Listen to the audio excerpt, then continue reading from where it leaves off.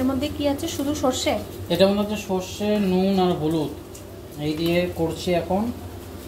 এটা এইগুলো রেখে দিচ্ছি, এগুলো ঝোলে বানাবো। মাছের মাথাটা যেটা রয়েছে, লেজাটা রয়েছে, এটা পরে বেগুন টেগুন দিয়ে লঙ্কা দিয়ে করতে হবে। জাস্ট এই 4 পিস আমরা কিন্তু বানাবো। এখন একটু জল দিয়ে ভিজিয়ে রেখেছি যাতে নরম হয়ে যায়। এই হচ্ছে ইলিশ মাছ, আজকে হবে ইলিশ ভাপা। ইলিশই নিয়েছিলাম, এখন ইলিশ চলছে আমাদের এখানে, তো চলছে 900 টাকা কেজি। এটা প্রায় 500 গ্রাম মতো হয়েছে। এটা একটু ম্যারিনেট করে নিচ্ছি, নুন হলুদ আর এখানে রয়েছে সর্ষের তেল।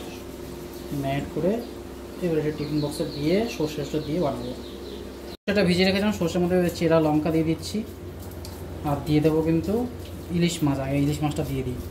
ইলিশ মাছ আটবে এইটুখানি, মানে কৌটো তো 3 বাটি, অত বড় নেই। 3 পিস মাছ আরামসে এসে যাচ্ছে। হ্যাঁ এটে গেছে। আর পরিমাণ মতো কিন্তু সর্ষের তেল দিয়ে দিতে হবে। সর্ষের তেলের একটা কিন্তু টেস্টই আলাদা। দেখো কালারটা এখনই হওয়ার আগে কালার কি হয়ে গেছে। এবার জাস্ট এটা একটু ঢেকে দিয়ে গরম জলে বসিয়ে দেবো।